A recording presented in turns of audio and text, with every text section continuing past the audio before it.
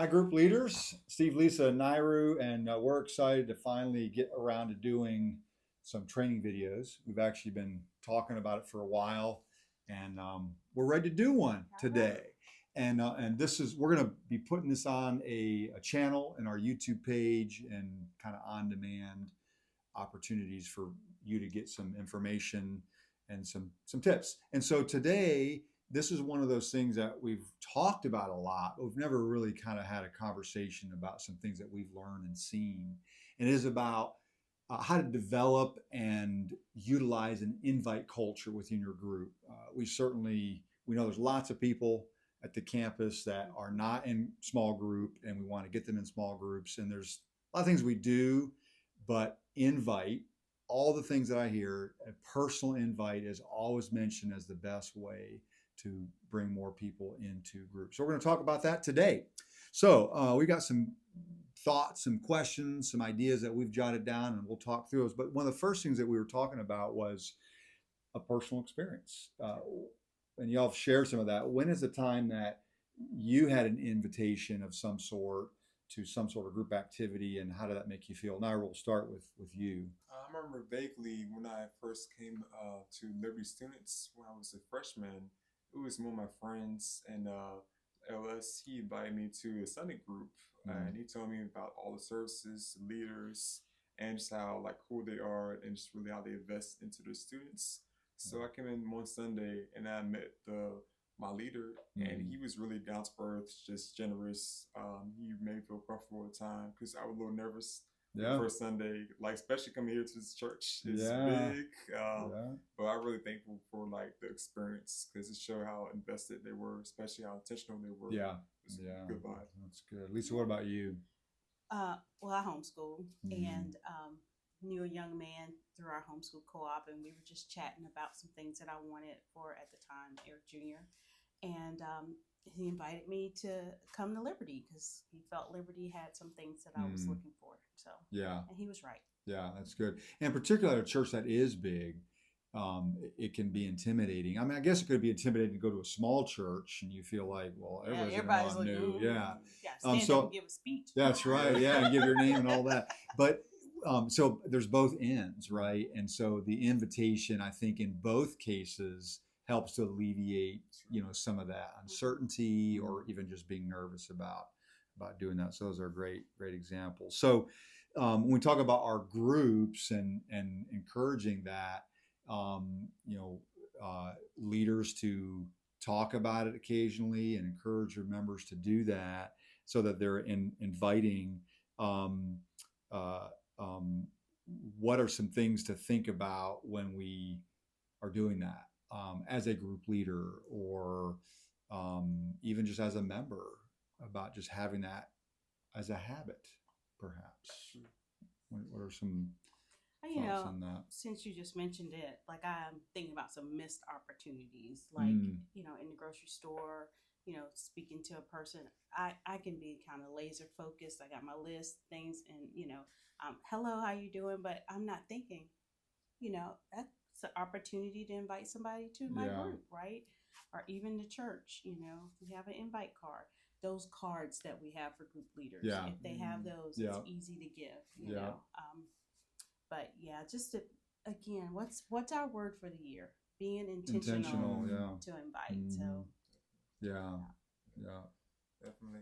I try to think about like some of the things that's going on in church. Like a few years back, we had our cookout in July, Hmm. Mm-hmm. and I took the advantage to like invite people that I Mm-hmm. knew, Mm-hmm. especially like in the gym, for example. I Right. advise people and tell them, hey, it's a good time here. You can invite your kids, families, Hmm. and it's really just about enjoying each other in community and just having fun. Yeah, I Mm-hmm. think about opportunities yeah. like that. Yeah, it's if you really think about it, like all of us have a sphere of influence, that we're around, whether it's work or even grocery store, like these rhythms that are opportunities Mm-hmm. Right.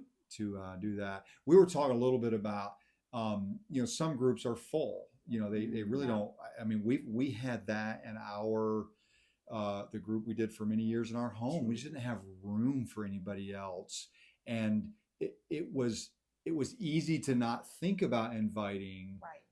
So we had to remember, but you know what? There's all these other groups, Right. right? And so I think that's important Yeah.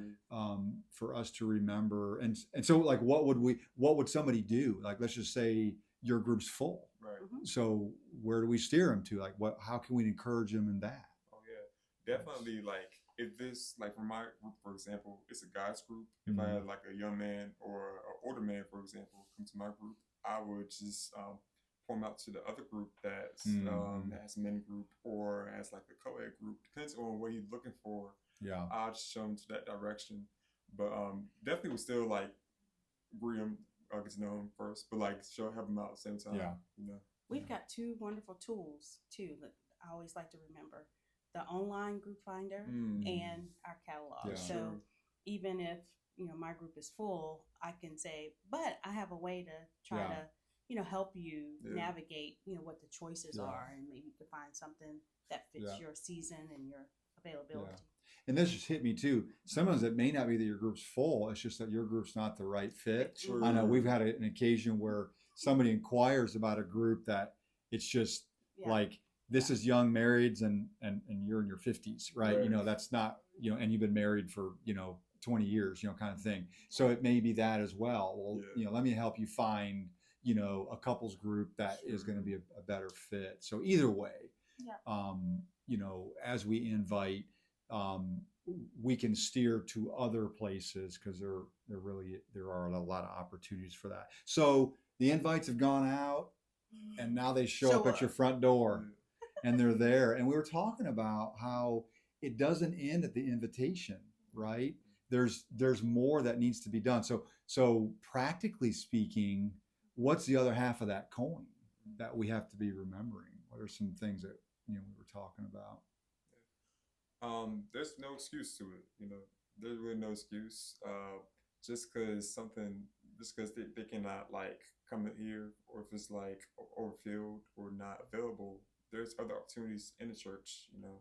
We still can't like chase them out, but really think about how would Jesus respond to this not setback, but like this sort of situation. Yeah. Think So, about that. but with inviting when they Yeah, show of up, course. like Right. what do we do when they've come into the room? Now And you have space. they're Oh, yeah. they're the new person Mhm. now. So Right. what are some practical things that we can do to make them feel welcome? Of course. Oh Yeah. yeah, get to know them. Yeah. Definitely get to know Oh them. yeah. Yeah, of course.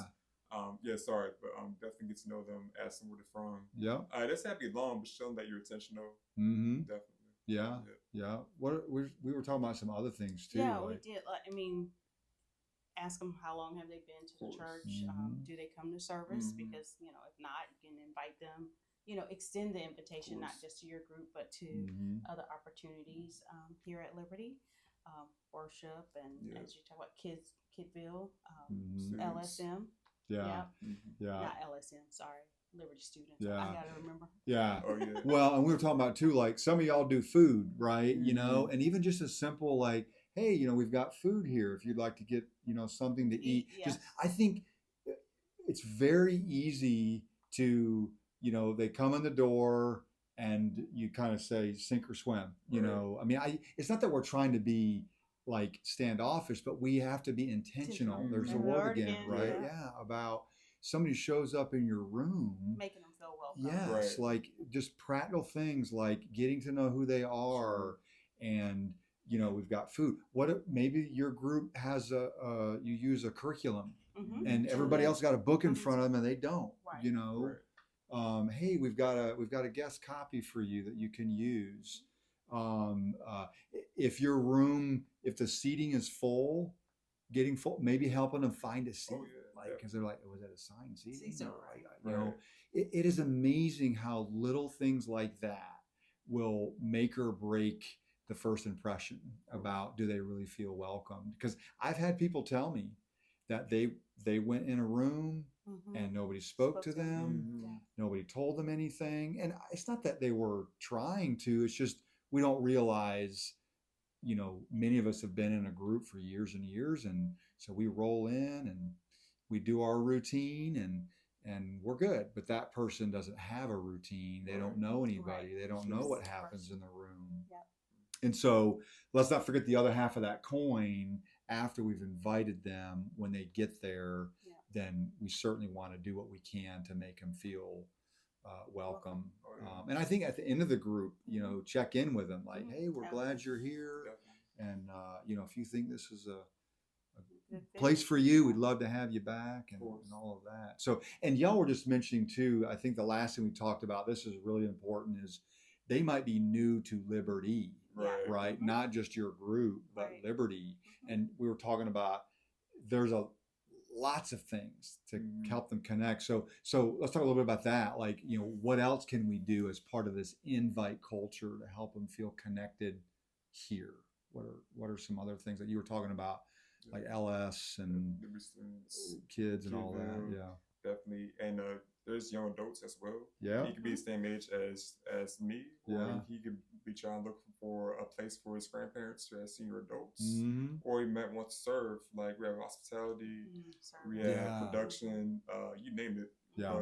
But definitely that. Yeah. Think about those opportunities. Yeah. And we see this, like there's big events that go on, right? Yes. And when you're new here, Mhm. like you might not have a clue. So what would be some things that might be something to mention to somebody that most people will know about? Like, As far as a big event, yeah, like the group's party. the group's party, right? Or What's that? That May 4th. yeah, Life Track. yeah, Life Track. Usually they've announced it a few weeks in advance, or we just had the men's event, or there might be a women's event or something like, if we hear about that, you don't have to put them in a headlock, but just, hey, if you didn't know, we've got some stuff going on. And so I think those are important too, to make them really feel like we want you to know not only about this opportunity in our small group, but also as a church, because maybe they're just checking things out just to see what the church is all about, not just small groups. So yeah, with that, I was just thinking about some things that you think everybody knows about, but like the food pantry and even the opportunities to weekly bring items, because I heard through the grapevine that we don't get as many donations as we once did.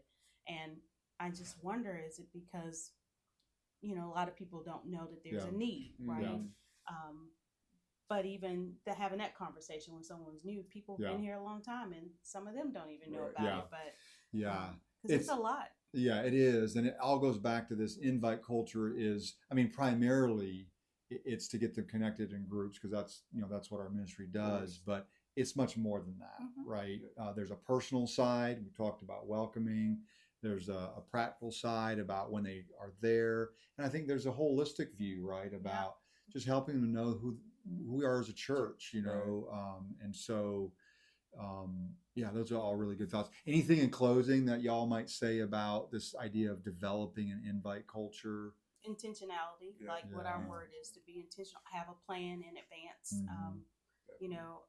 Even if, like, depending on how your group works, if you as a leader is going to be very focused to have somebody who will welcome, like somebody comes in new, this is what they'll do, right? They'll say hello, make sure they have a book, or say, please do help yourself to refreshments.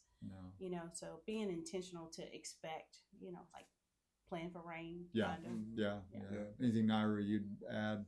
Definitely be intentional, not to piggyback, but really just really let God lead you through it, how you are as group leader, because you think about it, you're not only like representing the pastor of the church, you represent Christ as well, and you have to represent him for who he is, and really it's opportunity being group leader. It's actually an opportunity to serve in the church. It's a privilege. Not everybody. Yes, we have a lot of people that serve, but we have to do it like fruitfully.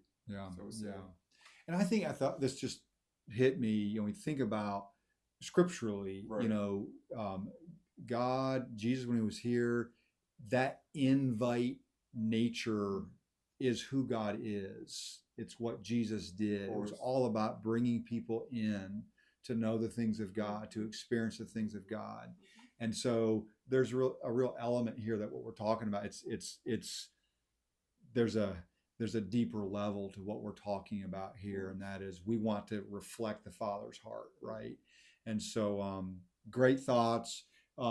we would just again just encourage you as leaders to work on developing that culture, and it doesn't happen overnight. It takes work, and I think if you move the needle a little bit with some of these things here over time, you're going to see uh, you and your members doing what they can to extend the invitation for others.